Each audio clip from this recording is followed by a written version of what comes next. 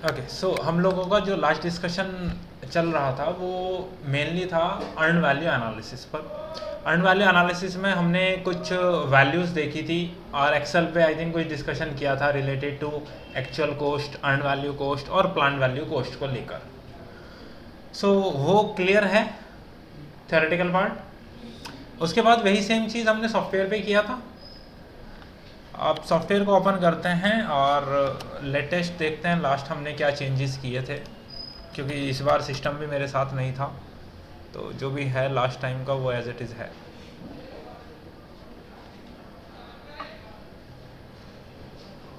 Okay, सो हमने last project को update कर किया था और उस प्रोजेक्ट अपडेट में वो वैल्यूज़ मेंशन कर दिया था प्रोजेक्ट अपडेशन में ना। सो एक्टिविटी वाइज हमने एक्टिविटी को सिलेक्ट किया, नीचे स्टेटस में आकर हमने यहाँ उसको मेंशन किया कि कौन सा एक्टिविटी फिनिश हो गया है या कौन सा एक्टिविटी एग्जैक्टली कितना % कंप्लीट है और उसमें एक्चुअल कितना कॉस्ट साइट पर आपने स्पेंड किया है। ये एक्चुअली हमने यहाँ अपडेट किया था। तो प्रोजेक्ट की प्रोग्रेस को अपडेट करने के बाद हमें जाना था ट्रैकिंग में। वहाँ मैनुअली ट्रैक किया, यहाँ सॉफ्टवेयर पे ट्रैक देखना था। उसके लिए मैंने आपको बोला था आप एंटरप्राइज टैब पर जाएंगे। एंटरप्राइज टैब में जाने के बाद आपको वहाँ पर एक ऑप्शन मिलता है ट्रैकिंग। आप ट्रैकिंग पर क्लिक करते हैं तो यहाँ से ट्रैकिंग का एक टैब ओपन हो जाता है जहाँ पर आपका प्रोजेक्ट या उसके WBS की वैल्यूज़ आपको नज़र आएंगी। अगर आप इन वैल्यूज़ को थोड़ा और डिटेल में देखना चाहते हैं, इस विंडो को बड़ा करिए, यहाँ कुछ वैल्यूज़ आ गई हैं। ये आपको कस्टमाइज़ करने के लिए मैंने बोला था, क्योंकि जब आप फर्स्ट टाइम ओपन करेंगे तो आपको कुछ अलग वैल्यूज़, कुछ अलग कंटेंट यहाँ मिलेगा।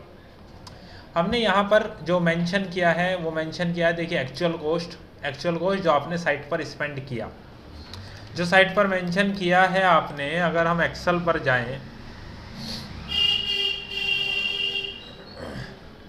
जो साइट पर हमने स्पेंड किया है एक्टिविटी वाइज, वो ये एक्सपेंडिचर है जो हमें मिला था बेसिकली साइट से। इसका टोटल आ रहा है 2700। ओके, उसके अलावा सेकंड जो कॉस्ट था वहाँ पर, that is called earn value cost. Earn value cost था बेसिकली कि जितना वर्क हमारा कंप्लीट हुआ है उतना वर्क कंप्लीट होने में हमारा बजट कितना था अकॉर्डिंग टू आवर प्लान, जो भी हमने प्लान किया था। जैसे ए कंप्लीट हो गया, उसका जो हमारा बजट था वो 600 था, यहाँ से मिलेगा। बी 100% कंप्लीट हो गया, उसका बजट 1200 था। सी एक दिन का काम हुआ है और एक दिन का सी का जो बजट है वो 400 है। डी 50% हुआ है, मतलब एक दिन का जो बजट है वो 200 है। और ई अभी शुरू नहीं हुआ है तो 0 है। यही पांचों वैल्यूज़ आपको यहाँ पर मिल गई हैं, देखिए। उसके बाद थर्ड वैल्यू थी हमारी प्लान्ड वैल्यू कॉस्ट, जिसे हमने बोला BCWS, budgeted cost of work schedule. यानी कि हमारे शेड्यूल के हिसाब से 7 दिन के अंदर कितना काम होना चाहिए था, उसका बजट क्या है शेड्यूल के अकॉर्डिंग। शेड्यूल के अकॉर्डिंग 7 दिन के अंदर हमारा ये काम हो जाना चाहिए। यानी कि A complete, B complete, D complete, C 2 दिन का, ई तो यहाँ शुरू नहीं हुआ है। That means A 600, B 1200, D 400 और सी 2 दिन का मीन्स 800। तो यही चारों वैल्यूज़ आपको यहाँ मिलेंगी, 600, 1200, 800, 400। ई शुरू नहीं हुआ है, तो यहाँ से आपको ये 3 वैल्यूज़ मिल गई। जब ये 3 वैल्यूज़ हमारे पास आ गई हैं, हमें कॉस्ट वेरिएंस कैलकुलेट करना है। कॉस्ट वेरिएंस का फॉर्मूला हमने देखा, BCWP माइनस ACWP, हमें मिला -300। उसके बाद हमें मिला शेड्यूल वेरिएंस। वो कैलकुलेट करने के लिए तरीका हमारे पास था BCWP माइनस BCWS, वहाँ से आता है आपके पास -600। अगर हम CPI कैलकुलेट करते हैं, कॉस्ट परफॉर्मेंस इंडेक्स, वो था हमारा BCWP अपॉन ACWP। और SPI हमारे पास आता है BCWP डिवाइड बाय BCWS। ये चारों वैल्यूज़ हमें यहाँ मिली हैं। यही चारों वैल्यूज़ अगर हम सॉफ्टवेयर पर जाकर कैलकुलेट करेंगे, देखने की कोशिश करेंगे, तो जब आप सॉफ्टवेयर पर जाएं, यहाँ पर देखिए actual cost, earn value cost, planned value cost. उसके बाद आपके पास आ गया है कॉस्ट वेरिएंस, ब्रैकेट में लिखा है, that means this is in negative, minus में है तो ब्रैकेट में लिखा आएगा। शेड्यूल वेरिएंस आपके पास आ रहा है 600, CPI आ गया आपके पास 0.89, SPI आपके पास आ गया 0.8। उसके अलावा भी कुछ वैल्यूज़ आपके पास यहाँ आ रही हैं। अब वो वैल्यूज़ किस तरह आ रही हैं ये आपको थोड़ा देखना होगा। जैसे हमारा जो बजट था वो 3700 का था। अब एस्टिमेट एट कंप्लीशन हमारा हो गया 3900, यानी कि 200 रुपीज़ एक्स्ट्रा एस्टिमेट आ गया है। अगर 3700 और 3900 एस्टिमेट एट कंप्लीशन आ गया, और एक्चुअली कितना आप खर्च कर चुके हैं अभी तक, 2700 कर चुके हैं, तो 3900 से 2700 को अगर आप सब्ट्रैक्ट करेंगे तो एस्टिमेट टू कंप्लीट आपके पास आ जाएगा 1200, यानी कि जितना एक्सपेंड हो गया वो तो, उसके अलावा अब आपको 1200 रुपये 1200 एक्स्ट्रा और चाहिए अपने प्रोजेक्ट को कंप्लीट करने के लिए। तो इस तरह ये वैल्यूज़ आपके पास आ जाएंगी जिससे आपको ये कंप्लीट आइडिया लग रहा है। और उसके बाद मैंने आपको बोला कि अगर SPI की वैल्यू 1 से कम है दैट मीन्स आप शेड्यूल से पीछे हैं, अगर CPI 1 से कम है दैट मीन्स आप ओवर बजट हैं, अगर दोनों वैल्यूज 1 के इक्वल हैं दैट मीन्स आप अकॉर्डिंग टू प्लान चल रहे हैं, शेड्यूल में भी बजट में भी।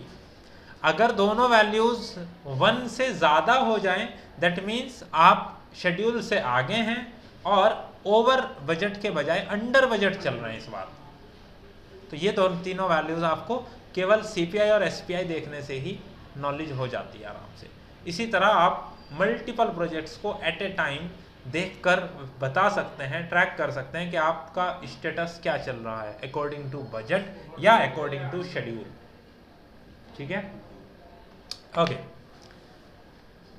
अब बात आ जाती है, अपने पॉइंट पर आते हैं, सिलेबस हमारा जो चल रहा था।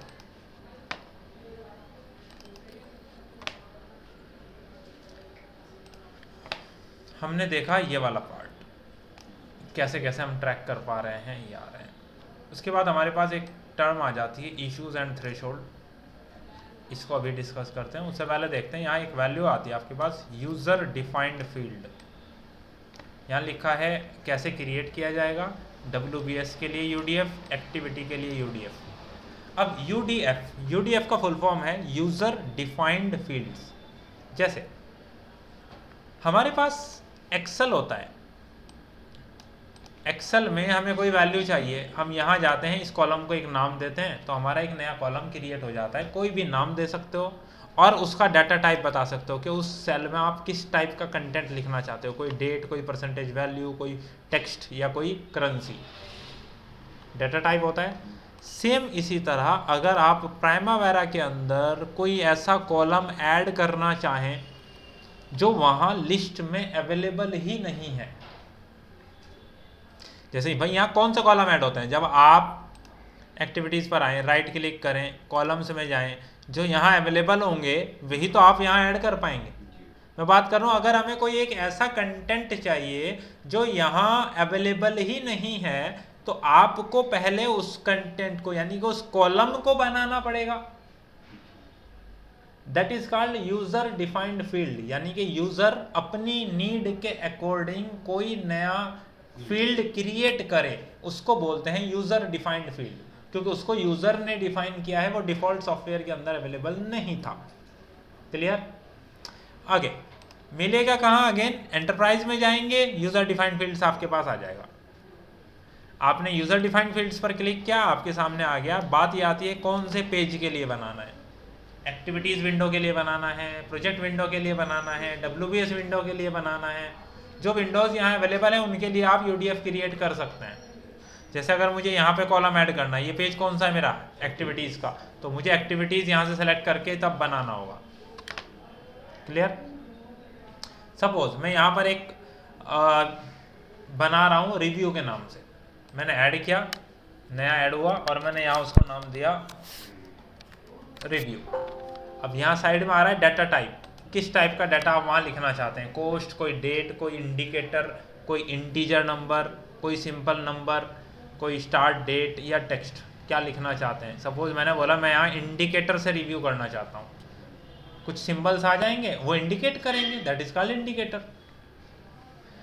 मैंने ऐड किया, क्लोज किया, तो एक फील्ड मैंने बना तो दिया है। अब वो फील्ड मुझे यहाँ चाहिए तो राइट क्लिक, कॉलम्स, यहाँ यूज़र डिफाइंड में हमारा रिव्यू आना चाहिए, ये आ गया। अब मैंने इस रिव्यू को सबसे लास्ट में ऐड करके अप्लाई किया तो यहाँ मेरा एक रिव्यू का कॉलम ऐड हो गया।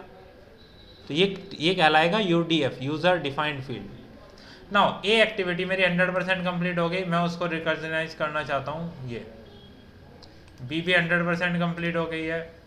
सी एक्टिविटी मेरी डिले चल रही है, चल तो रही है, तो मैंने उसे बोला ठीक, यानी कि ऑन गोइंग है लेकिन कंप्लीट नहीं हुई है।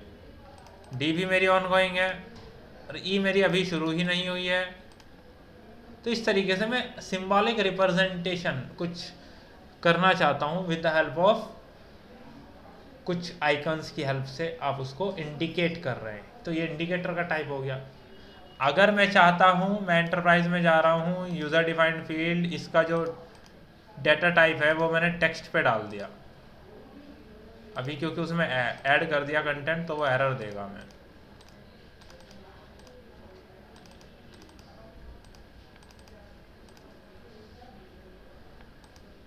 मैं वापस से जाता हूँ और मैंने इसका डाटा टाइप टेक्स्ट कर दिया है। अब ये एक्टिविटी है, मैं टेक्स्ट टाइप कर सकता हूँ।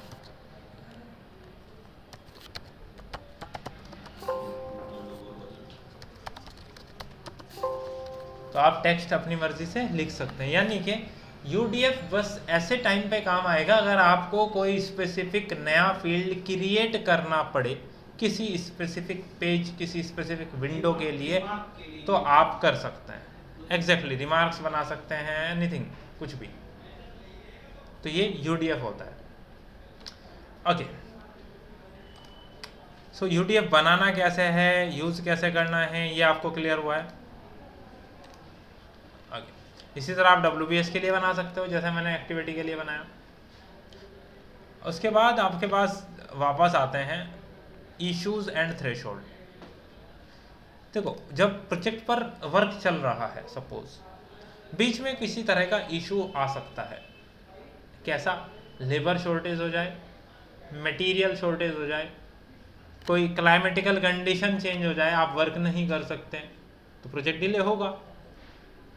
प्रोजेक्ट डिले होगा तो आपको उस प्रोजेक्ट को बीच में होल्ड करना पड़ सकता है।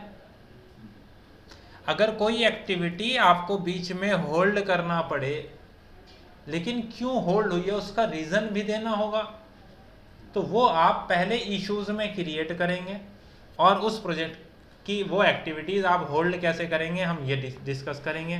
फिर उसे रिज्यूम कैसे करेंगे ये डिस्कस करेंगे। ये मेंशन हम कैसे करेंगे सॉफ्टवेयर में। आप जाइए प्रोजेक्ट के अंदर एक ऑप्शन आता है इश्यूज़। कोई भी इशू किसी तरह का आ रहा है प्रोजेक्ट का, तो आपको यहाँ मेंशन करना होगा क्या इशू है।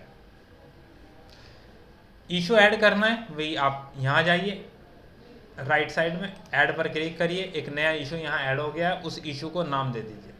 मैंने बोला मटेरियल शॉर्टेज। कौन सा WBS है? अब ये कि हमने कोई WBS कैटेगराइज किया नहीं है इसलिए नहीं आ रहा, अदरवाइज सारे WBS के ऑप्शन आ जाएंगे, आप सेलेक्ट कर सकते हैं किस WBS के अंडर में मटेरियल शॉर्टेज हुआ है। उसका स्टेटस अभी ओपन है, जब प्रॉब्लम रिजॉल्व हो जाए यानी कि मटेरियल की अवेलेबिलिटी हो जाए तो मेरा ये स्टेटस क्लोज हो जाएगा। तो मुझे यहीं पे ऑप्शन मिलते हैं, होल्ड पर है, क्लोज करना है, या अभी ओपन है। क्या प्रायोरिटी है? प्रायोरिटी डिसाइड करेंगे आप वो कितना इम्पैक्ट आपके प्रोजेक्ट के टाइम पर डाल रहा है। अगर वो एक्टिविटी क्रिटिकल होगी जो डिले हो रही है, दैट मीन्स टॉप प्रायोरिटी होगी आपकी, ये आपको ध्यान रखना होगा। अभी एक्टिविटीज़ को आप लिंक कर नहीं सकते डायरेक्टली यहाँ से, इसके लिए कुछ ऑप्शन है, नीचे चल के बात करते हैं। नीचे की साइड आइए, डिटेल्स का एक ऑप्शन है, डिटेल्स में आप नीचे आइए, यहाँ लिखा है WBS, तो आपने सेलेक्ट कर लिया, किसी स्पेसिफिक रिसोर्स के साथ लिंक करना है। कौन सी लिंक? एग्जैक्टली मैंने बोला भैया सीमेंट शॉर्टेज है, मैंने सीमेंट को यहाँ से सेलेक्ट कर लिया। एक्टिविटी ID, एक्टिविटी किस एक्टिविटी पे इफेक्ट आ रहा है, भाई सी एक्टिविटी डिले चल रही है, मैंने बोला सी पे इफेक्ट आ रहा है। इस तरीके से आप इशू क्रिएट करेंगे। अब इशू हो गया, सी एक्टिविटी की हमने बात की, सी एक्टिविटी 10 नवंबर को तो हुआ है काम, मान लीजिए 11 नवंबर को काम नहीं कर सकते आप, होल्ड पे है, तो यहाँ देखो एक ऑप्शन है सस्पेंड करने के लिए। काम सस्पेंड हो गया कब? 11 तारीख को सुबह 9 बजे। अब रिज्यूम कब होगा? मान लीजिए 3 दिन के बाद मटेरियल आएगा, तो 11, 12, 13 3 दिन काम सस्पेंड, तो रिज्यूम कब होगा? 14 को।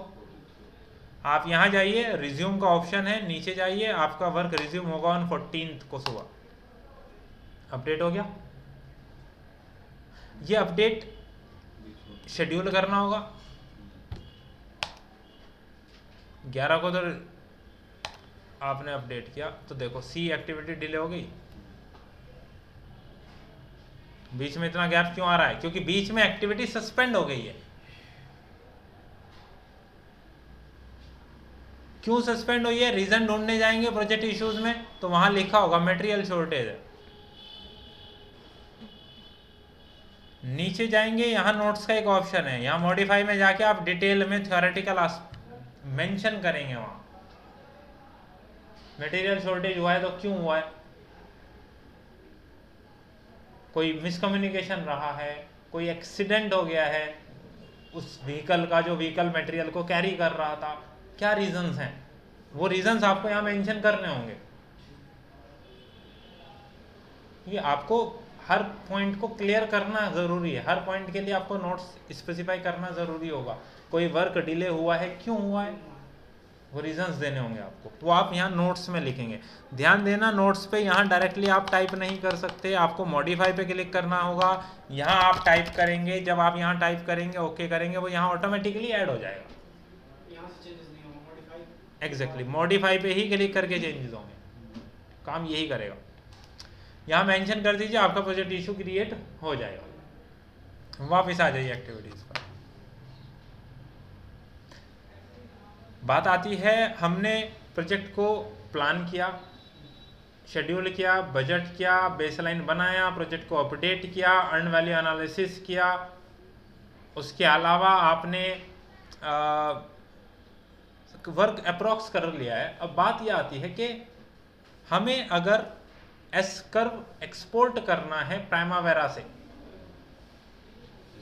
पीडीएफ फॉर्म में, तो या अदर रिपोर्ट्स निकालनी है, हमें शेड्यूल का रिपोर्ट सबमिट करना है टेबुलर फॉर्मेट में, गैंट चार्ट के फॉर्मेट में, या दोनों में, तो किस तरीके से कर पाएंगे? वो आएगा आपके रिपोर्टिंग के अंडर में। आपको अर्न वैल्यू एनालिसिस की रिपोर्ट सबमिट करनी है अकॉर्डिंग टू एक्टिविटीज़, तो आप कैसे सबमिट करेंगे? तो ये सारे पार्ट हमारे किस में आएंगे? रिपोर्ट्स में। अब आपको प्राइमावेरा का जो डाटा है आपके शेड्यूल का, अगर आपको ये as a Excel file export करना है, किसी कैंडिडेट को सबमिट करना है, क्लाइंट को सबमिट करना है इन एक्सेल फॉर्मेट, तो वो आपको डाटा एक्सपोर्ट करना पड़ेगा। वो रिपोर्ट में नहीं आएगा, रिपोर्ट तो पीडीएफ में कन्वर्ट होगा डायरेक्ट। अगर आपको एक्सेल में करना है तो आपको डाटा को एक्सपोर्ट करना होगा। या फिर आपने एक चीज़ पे ध्यान दिया है कि यहाँ पर कोई सेव करने जैसा कोई ऑप्शन होता नहीं है, यानी कि अगर मुझे अपने सिस्टम से एक प्रोजेक्ट आपको देना है ताकि आप अपने सिस्टम में उसको ओपन कर सकें, तो मुझे अपने सिस्टम से प्रोजेक्ट को एक्सपोर्ट करना होगा, आप उस प्रोजेक्ट को इंपोर्ट करेंगे तो आपके सिस्टम में, यानी कि आपके प्राइमावेरा के डेटाबेस में वो आ जाएगा। तो वो आएगा इंपोर्ट और एक्सपोर्ट में। तो अब हम सबसे पहले बात करेंगे कि इंपोर्ट एक्सपोर्ट कैसे काम करता है। आप यहाँ आए, कोई भी प्रोजेक्ट जो आपको एक्सपोर्ट करना है वो ओपन हो सकता है, या माइट भी उसके साथ और भी प्रोजेक्ट हो सकता है ओपन हो। आप सीधे जाइए फाइल, फाइल में आपको मिलेगा एक्सपोर्ट, आप एक्सपोर्ट पे जाके क्लिक करिए, आपके सामने एक एक्सपोर्ट का विंडो ओपन हो जाएगा जहाँ डिफरेंट टाइप्स ऑफ फॉर्मेट आ रहे हैं। आपको सबसे पहले डिसाइड ये करना है कि किस फॉर्मेट में आपको इसे एक्सपोर्ट करना है।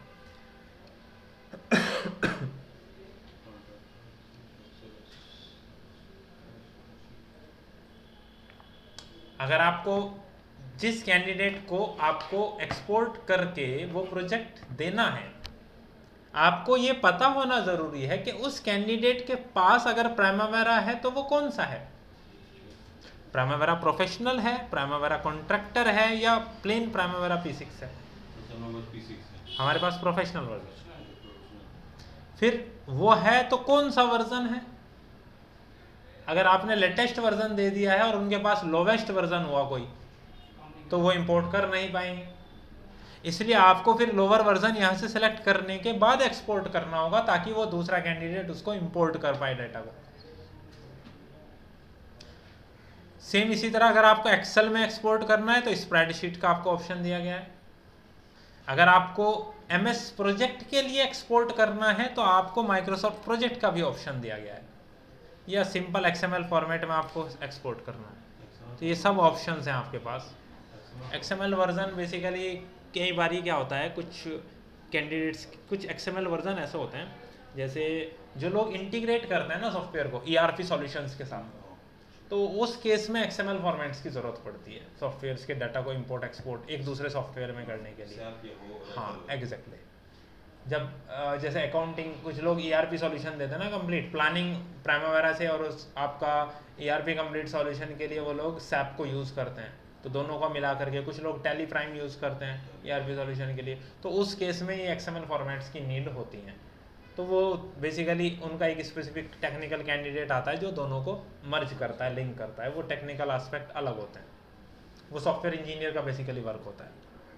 मगर अगर एक्सएमएल फॉर्मेट आपको एक्सपोर्ट करके सपोज किसी सॉफ्टवेयर के लिए चाहिए तो आप एक्सएमएल फॉर्मेट यहाँ से डायरेक्टली सेलेक्ट कर सकते हैं। अदरवाइज आपने सब सिंपली प्राइमरी को सिलेक्ट किया, जो भी वर्जन में आपको एक्सपोर्ट करना है उस वर्जन को आप यहाँ से सिलेक्ट कर लेंगे। हम लोगों के पास सबसे लेटेस्ट है 20.12 अभी करंटली जो अवेलेबल है। तो हम अगर एक्सपोर्ट करते हैं किसी वर्जन में, सेलेक्ट करने के बाद नेक्स्ट पर क्लिक करिए।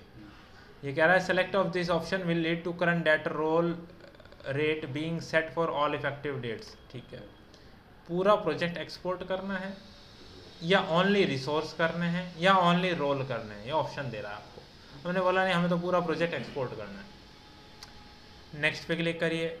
अगर एक से ज़्यादा प्रोजेक्ट ओपन होंगे तो यहाँ पूरी लिस्ट आएगी, उनमें से जिस प्रोजेक्ट को आप एक्सपोर्ट करना चाहते हैं केवल उसको सेलेक्ट कर सकते हैं। सपोज एट ए टाइम 2 या 2 से ज़्यादा प्रोजेक्ट्स ओपन है तो यहाँ लिस्ट आ जाएगी, उसमें से जो भी आप एक्सपोर्ट करना चाहें उसको सेलेक्ट कर लें, एक या एक से ज़्यादा। नेक्स्ट, कहाँ सेव करना है, ब्राउज डेस्कटॉप, और उसको नाम दे सकते हैं कोई भी, सेव, फिनिश करते ही एक्सपोर्ट वाज सक्सेसफुल, क्लोज। अब आप देखेंगे अगर डेस्कटॉप पे हमारा कोई एक फाइल बन गया ईवी के नाम से, जो भी हमारे प्रोजेक्ट का नाम था, अब ये फाइल आ गई, आप मेल में अटैच करके सेंड कर दीजिए, आप पेन ड्राइव में कॉपी कर दीजिए, आ गया।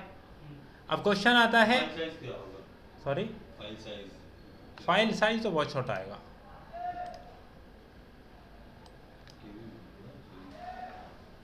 प्रोग्रामिंग लैंग्वेज है ना। अब ये जो फॉर्मेट है इसको इंपोर्ट करने के लिए दूसरे सिस्टम में पहली चीज़ प्राइमावेरा होना ज़रूरी है। सेकेंड चीज़, हमने जो ये फाइल एक्सपोर्ट की है इसका वर्जन था 15.1, यानी कि उस सिस्टम में एटलीस्ट 15.1 या उससे हायर वर्जन होना ज़रूरी है। अगर हुआ 8.2 इंपोर्ट नहीं होगा। क्लियर? जब वहाँ जाएंगे, अभी फ़िलहाल मैं सारे प्रोजेक्ट्स को यहाँ से क्लोज कर देता हूँ। आप सपोज दूसरे सिस्टम पर आ गए हैं जिस सिस्टम में आपको उस फाइल को इंपोर्ट करना है, तो आप जाएंगे अगेन फाइल में आपको ऑप्शन मिलेगा इंपोर्ट पे आप क्लिक करेंगे, कौन सा फॉर्मेट आप इंपोर्ट करने जा रहे हैं। हमने प्राइमावेरा प्रोफेशनल में ही किया, इसी को सेलेक्ट किया, नेक्स्ट।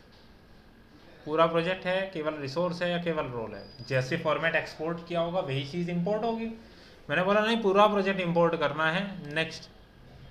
यहाँ जाइए, डेस्कटॉप, ये मेरा प्रोजेक्ट है, नेक्स्ट।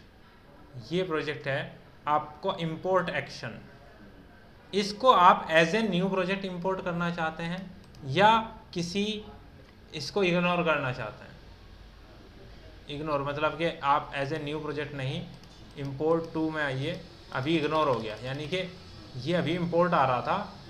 भाई कई सारे प्रोजेक्ट्स हो सकते हैं ना ऑप्शन में, आप उसमें से किसी प्रोजेक्ट को इग्नोर भी कर सकते हैं, सारे नहीं आएंगे एक साथ। अभी मैंने बोला नहीं, मुझे नया प्रोजेक्ट चाहिए। अब नया प्रोजेक्ट चाहिए तो कौन से ईपीएस के अंडर में चाहिए ये भी तो डिसाइड करना होगा। आप यहाँ इंपोर्ट टू में जाएंगे और यहाँ से डिसाइड करेंगे। मैंने बोला मुझे ये इंपोर्ट करना है let's say bridge and highway के अंडर, इसको मैंने सेलेक्ट कर लिया। Next, default configuration, yes, finish, इसे क्लोज करिए। अब देखो ब्रिज एंड हाईवे के अंडर में उसने प्रोजेक्ट बना दिया, उसने ईवी था तो EV-1, क्यों? क्योंकि दो प्रोजेक्ट की आईडी सेम नहीं हो सकती। अब आपने इस प्रोजेक्ट को राइट क्लिक करके ओपन किया, आप देख सकते हैं कंप्लीट प्रोजेक्ट आपका एज इट इज है, जितना भी डाटा उसके अंदर था सारा एज इट इज एक्सपोर्ट हो गया। तो इस तरीके से एक्सपोर्ट या इंपोर्ट कर सकते हैं प्राइमावेरा के ही फॉर्मेट के अंदर। हाँ, आप फाइल में जाइए, एक्सपोर्ट स्प्रेडशीट एक्सेल फॉर्मेट में, next, okay. Can not export to Excel while sub units for duration are enabled, okay. एक और प्रॉब्लम है हमारे पास, जब आप यूज़र प्रेफरेंसेस में जाएंगे और यहाँ देख रहे हैं ना सब यूनिट हमने आर्स में ओपन कर रखा है, ये प्रॉब्लम आती है अगर हम एक्सेल में एक्सपोर्ट करना चाहते हैं तो हम सब यूनिट्स को इनेबल नहीं रख सकते। डेसिमल में रख सकते हैं, कोई प्रॉब्लम नहीं है, लेकिन दो यूनिट्स को इनेबल नहीं रख सकते क्योंकि ये डे और आर दोनों में देता है ना वैल्यूज़, तो यहाँ सब यूनिट्स को इनेबल नहीं रख सकते आप, उसे आपको क्लोज करना होगा। उसके बाद आप जाएंगे फाइल, एक्सपोर्ट, एक्सपोर्ट में जाएंगे स्प्रेडशीट, स्प्रेडशीट को नेक्स्ट करेंगे। क्या एक्सपोर्ट करना है? एक्टिविटीज़, उनकी relationship, expenses, resources, assignment, next. Export करना है, अर्न वैल्यू नाम है, नेक्स्ट। कोई डिफ़ॉल्ट टेम्पलेट देखना चाहते हैं, यानी कि जब एक्सपोर्ट होगा डाटा वहाँ कौन कौन से कॉलम्स आएंगे आपको देखना है तो मॉडिफाई पे क्लिक कर दीजिए, ये वैल्यूज़ आएंगी। देखो या मैंने कस्टमाइज़ कर रखा है, ये वैल्यूज़ चाहिए।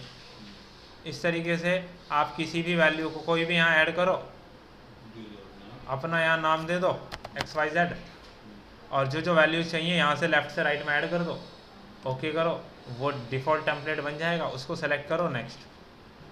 कहाँ एक्सपोर्ट करना है? डेस्कटॉप पर PCC का एक फोल्डर है उसके अंदर, नेक्स्ट, फिनिश। अब जाइए डेस्कटॉप, डेस्कटॉप पे PCC का एक फ़ोल्डर है, PCC के फोल्डर के अंदर हमने एक्सपोर्ट किया EV-1, डबल क्लिक करिए, एक्सेल फाइल ओपन होगा। ये रहे आपके टास्क, टास्क मतलब activities, completed, completed, in progress, not started. नीचे आइए रिसोर्सेज, उसने सारा रिसोर्स शीट, क्योंकि हमने रिसोर्स शीट सेलेक्ट किया था ना वहाँ, रिसोर्स शीट पूरी एक्सपोर्ट कर दी है। हाँ, ये हमारे पास नहीं हो सकता, जो प्रोजेक्ट का रिसोर्स है तो वो नहीं वहीं आ रहे हैं, देखिए यहाँ टास्क रिसोर्स, यानी कि जो जो एक्टिविटीज़ हैं उनमें जो जो रिसोर्स आपने असाइन कर रखे हैं उनकी लिस्ट आ गई है। प्रोजेक्ट की कोस्टिंग वहाँ मेंशन नहीं है, टास्क की वैल्यूज़, सक्सेसर, प्रेडिसेसर, उनकी एक्टिविटी, उनका सक्सेसर, लैग, प्रेडिसेसर, सक्सेसर, सारी वैल्यूज़। तो इस तरीके से भी आप डाटा को एक्सपोर्ट कर सकते हैं एक्सेल फॉर्मेट के अंदर। तो ये आपके कुछ ऑप्शंस हैं जिसमें आप इंपोर्ट एक्सपोर्ट कर सकते हैं डाटा। अब बात आ जाती है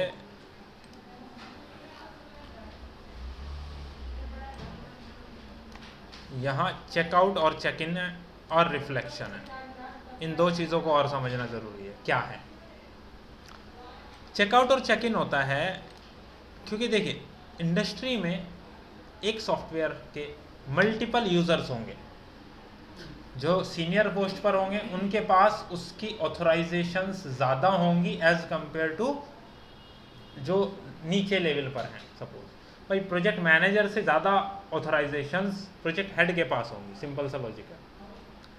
अगर प्रोजेक्ट हेड कोई प्रोजेक्ट आपको देता है रीड आउट करने के लिए, ताकि आप देखें, एक बार गो थ्रू करें क्या क्या हुआ है, क्या क्या प्रॉब्लम्स आई हैं, सिमिलर टाइप का प्रोजेक्ट कंपनी ने किया है पहले, आपको वो गो थ्रू करना है।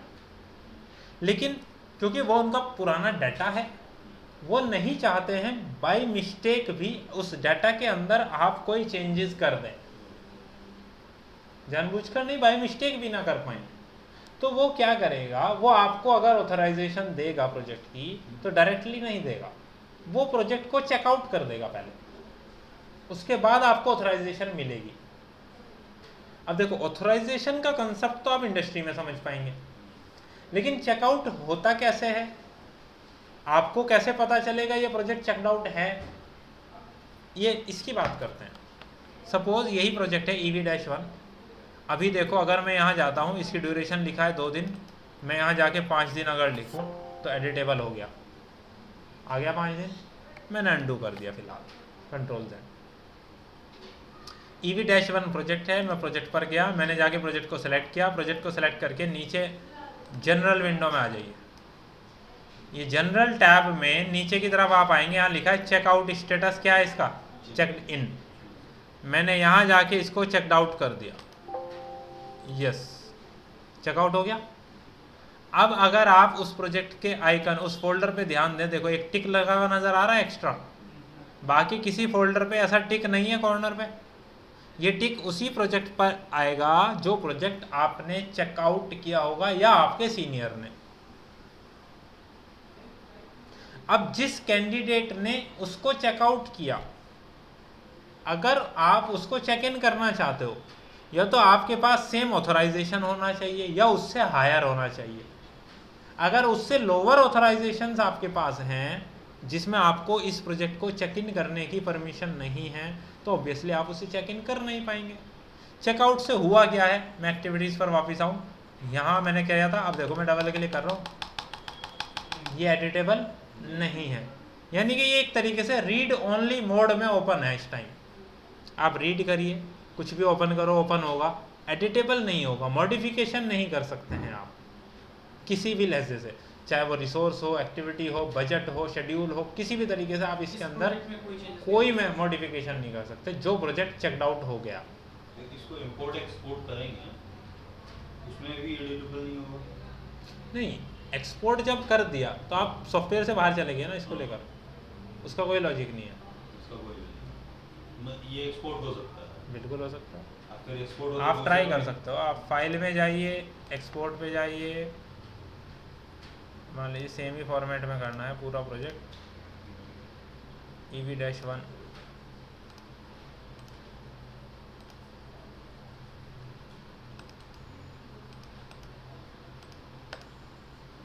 अब ये जब दूसरे में इंपोर्ट होगा तब आप उसको चेकआउट देख सकते हो, चेकआउट स्टेटस में है कि नहीं है। चेकआउट में है तो नहीं होगा, चेक इन में आ गया तो हो जाएगा। अच्छा, ये वो डिपेंड करेगा ऑथराइजेशंस पर। अच्छा, ऑथराइजेशन पे नहीं, ये मैं कह रहा हूँ कि फाइल ट्रांसफर करने से भी चेक आउट चेक इन पे कोई फर्क नहीं पड़ता है। वो तो कहने का मतलब ये है कि अगर हमने चेकआउट कर लिया इस सिस्टम से और फाइल को एक्सपोर्ट कर दिए दूसरे किसी को, तो वो चेकिंग कर सकता है या नहीं कर सकता, उसमें एडिट कर सकता है या नहीं कर सकता? नहीं, ये चीज़ आपको ट्राई करके देखनी होगी। फ्रैंकली मैंने चेक नहीं किया है। मतलब ऑथराइजेशन से मतलब नहीं है, बिल्कुल, ये चेक करना पड़ेगा उस केस में। चेक एक्सपोर्ट हो जाता है, लेकिन दूसरे सिस्टम में जाने के बाद इसका स्टेटस चेकड आउट है या चेकड इन है, ये चेक करना पड़ेगा। बिल्कुल, ये मैंने चेक, पेन ड्राइव है किसी के पास आप में से, दिखाइए, इसको भी क्लियर ही कर लेते हैं।